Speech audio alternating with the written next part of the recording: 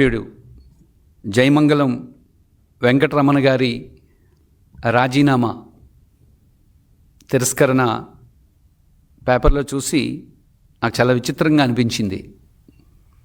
ఒక ప్రజాస్వామ్య దేశంలో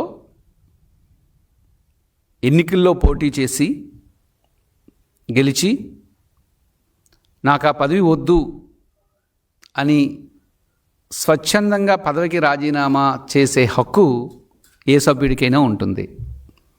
అలాగే శాసనమండలిలో ఎమ్మెల్సీగా ఉన్న అభ్యర్థి స్వచ్ఛందంగా ఎమ్మెల్సీ పదవికి రాజీనామా చేసే హక్కు కలిగి ఉంటాడు.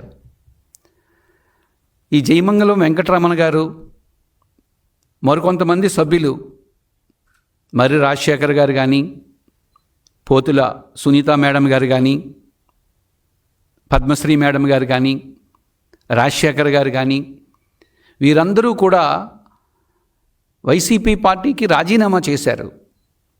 ఎమ్మెల్సీగా కూడా రాజీనామాను అందించారు. ముఖ్యంగా 2024 నవంబర్లో రాజీనామా చేస్తే సుమారు 1 సంవత్సర కాలం రాజీనామా చేసిన తరువాత మా రాజీనామాను ఆమోదించండి అని చెప్పి లిఖితపూర్వకంగా ఇవ్వడమే కాకుండా బహిరంగంగా శాసన మండలిలో స్వచ్ఛందంగా నిలబడి, సార్ గౌరవ చైర్మన్ గారు మా రాజీనామాను ఆమోదించండి అని నిలబడి వీళ్ళు అడిగితే కనీసం వారి వైపు చైర్మన్ గారు కనీసం చూడడం కూడా లేదు. చివరికి జయమంగళం వెంకటరమణ గారు మా రాజీనామాని ఆమోదించలేదని కోర్టుకు వెళ్ళడం జరిగింది.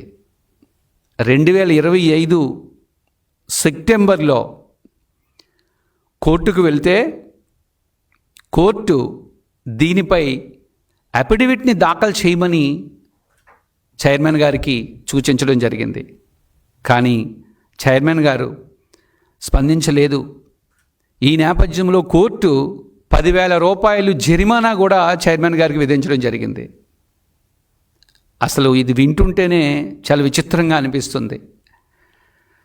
నేను వెళ్ళిపోతాను, నా సభ్యత్వానికి రాజీనామా చేస్తాను అని అడిగితే కనీసం రాజీనామాను ఆమోదించకపోవడం ఏంటి, స్పందించకపోవడం ఏంటి?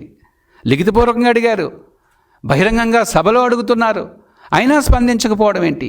ఎవరి హక్కులు కాపాడడానికి మీరు ఈ చర్యకి పాల్పడుతున్నారు?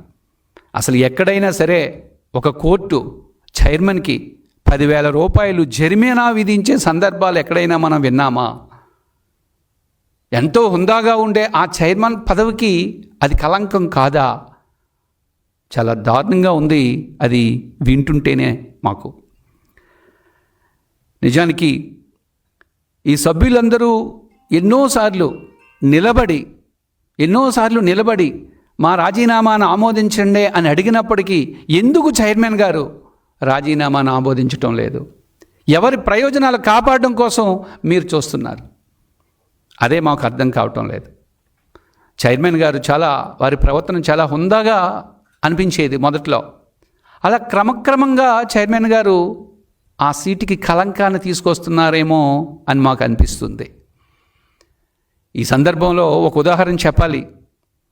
2008లో UPA 2 ప్రభుత్వం అధికారంలో ఉన్నప్పుడు అమెరికాకు సంబంధించి న్యూక్లియర్ డీల్ అనే అంశంపై ఓ వివాదం వచ్చినప్పుడు ఆ రోజు కమ్యూనిస్ట్ పార్టీలు, వామపక్షాలు కాంగ్రెస్కి మద్దతును ఉపసంహరించుకున్నాయి. అలా ఉపసంహరించుకున్నప్పుడు అప్పటి స్పీకర్ అయిన సోమనాథ్ చటర్జీ గారిని తమను కూడా పదవికి రాజీనామా చేయమని అడిగాయి. అయినప్పటికీ 10 సార్లు పశ్చిమ బెంగాల్ నుంచి ఎంపీగా ఎన్నికైన సోమనాథ్ చటర్జీ గారు ఆ స్పీకర్ పదవికి వన్నె తెస్తూ, గౌరవాన్ని పెంచుతూ, స్పీకర్ పదవి అనేది రాజకీయాలతో సంబంధం లేని పదవి, రాజకీయాలకు అతీతమైన పదవి అని భావించి పార్టీ వారు చెప్పినట్టు వినుకుంటా ఆ స్పీకర్ పదవికి వన్నె తెచ్చి ఈరోజు భారతదేశ చరిత్రలో స్పీకర్ అంటే సోమనాథ్ చటర్జీ గారు గుర్తుకొచ్చేలాగా వ్యవహరించారు. అంటే ఎటువంటి పక్షపాతానికి పోలేదు ఆయన.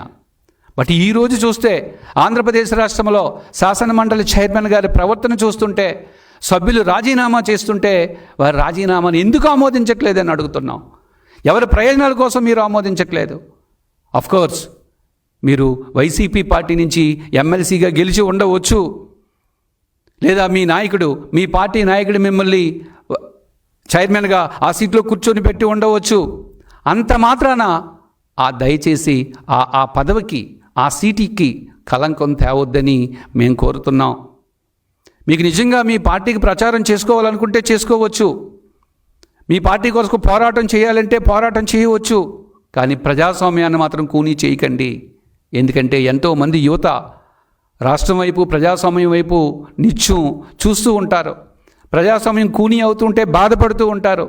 ఒక సభ్యుడు రాజీనామా చేస్తే సహేతుకమైన కారణం లేకపోవడం వల్ల నేను తిరస్కరిస్తున్నానని మీరు చెప్తున్నారు. ఏంటి ఆ సహేతుకమైన కారణం?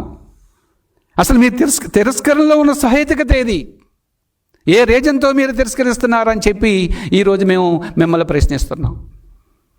మహాభారత యుద్ధంలో కర్ణుడు ఉంటాడు, గొప్ప దానం చేసిన వ్యక్తి, అన్ని విద్యలు తెలిసిన వ్యక్తి, గొప్ప వీరుడు. అంతటి వీరుడు కేవలం అధర్మం వైపు నిలబడడం వల్ల, దుర్యోధనుడి వైపు నిలబడడం వల్ల తన వీరత్వానికి, తన దానత్వానికి కలంకం వచ్చింది. ఈరోజు మహాభారత యుద్ధంలో ఆయన అప్రతిష్ట పాలు, ఆయన కీర్తి, ఆయన ప్రతిష్టలు మొత్తం పాడైపోయాయంటే కారణం ఒకే ఒక్క కారణం, ఆయన అధర్మం వైపు నిలబడడమే. గౌరవ చైర్మన్ గారిని మేము కోరేది ఏంటంటే, ఒక హుందాతనంతో ఉన్న వ్యక్తి, మీరు మంచి వ్యక్తిత్వం కలిగిన వ్యక్తి, రాజకీయ పరంగా కూడా మా పార్టీ మేము మిమ్మల్ని గౌరవిస్తాం. దయచేసి ఆ గౌరవాన్ని మీరు కోల్పోకండి. ఆ సీటు యొక్క హుందాతనాన్ని మీరు పాడు చేయకండి. ప్రజాస్వామ్యంపై ప్రజలకున్న నమ్మకాన్ని, విశ్వాసాన్ని కాపాడండి. మీ వైసీపీ పార్టీ కోసమో, లేకపోతే అక్కడ సభ్యులు రాజీనామాలన్నీ ఆమోదిస్తే శాసనసభలాగా శాసన మండలిలో కూడా మెజారిటీ పోతుందనో, లేకపోతే ఒక్కొక్క సభ్యుడు రాలిపోతాడనే ఉద్దేశంతో మీరు అట్లా హుందాతనం పాడు చేయకుండా ఉండాలని మరొక్కసారి మేము గౌరవ చైర్మన్ గారిని కోరుకుంటున్నాం. ఎందుకంటే కోట్లాది ప్రజలు మీరు చేసే ప్రతి పనిని కూడా రెండు కళ్ళతో చూస్తున్నాయి. కోట్లాది కళ్ళతో చూస్తున్నాయి చైర్మన్ గారు ఏం చేస్తున్నారని. ఒకప్పుడు శాసనసభను బాగా వీక్షించేవారు. ఈరోజు శాసన మండలిలో ఏం జరుగుతుందో ప్రతి అంశాన్ని కూడా చూస్తున్నారు. ఆంధ్రప్రదేశ్ రాష్ట్ర ప్రజలే కాదు, పక్క రాష్ట్ర ప్రజలు, మన తెలంగాణ ప్రజలు కూడా మన వైపు చూస్తున్నారు. చైర్మన్ యొక్క వ్యవహార శైలిని చూస్తున్నారు. మీ శైలి చూస్తుంటే పార్టీ పట్ల, మీ వైసీపీ పార్టీ పట్ల విధేయుడిగా, వీర విధేయుడిగా ఉన్నట్లు మీరు కనపడుతున్నారు. మేము కోరేది ఒక్కటే, సోమనాథ్ చటర్జీ గారిలాగా ఆ పదవికి వన్నె తెస్తారో లేదా. గతంలో శాసనసభలో చూసాం, 2019-24లో చూసాం, అక్కడ స్పీకర్ యొక్క చర్యలు చూసాం. మా పార్టీ సభ్యులందరూ ఇటువైపు రండి అని చెప్పి నేరుగా శాసనసభ స్పీకర్ స్థానంలో కూర్చుంటే మా పార్టీ, మీ పార్టీ అనేది ఉండకూడదు. ఆ రోజు ఆయన అలా అన్నాడు కాబట్టే కోట్లాది ప్రజలు చూశారు. 2024లో ఒక అద్భుతమైన తీర్పునిచ్చారు. ఈరోజు శాసన మండలి ప్రజలందరూ చూస్తున్నారు. దయచేసి మీరు నిష్పక్షపాతంగా, రాజకీయాలకు అతీతంగా వ్యవహరించి ఆ చైర్మన్ పదవికి మరింత వన్నె తేవాలని మేము కోరుకుంటున్నాం. అంతేగాని మీ పదవిని, మీ హుందాతనాన్ని దిగజార్చవద్దు. వైసీపీకి, ఆ పార్టీకి మీరు లొంగిపోయి పక్షపాతంగా వ్యవహరించొద్దని నేను కోరుకుంటున్నాను.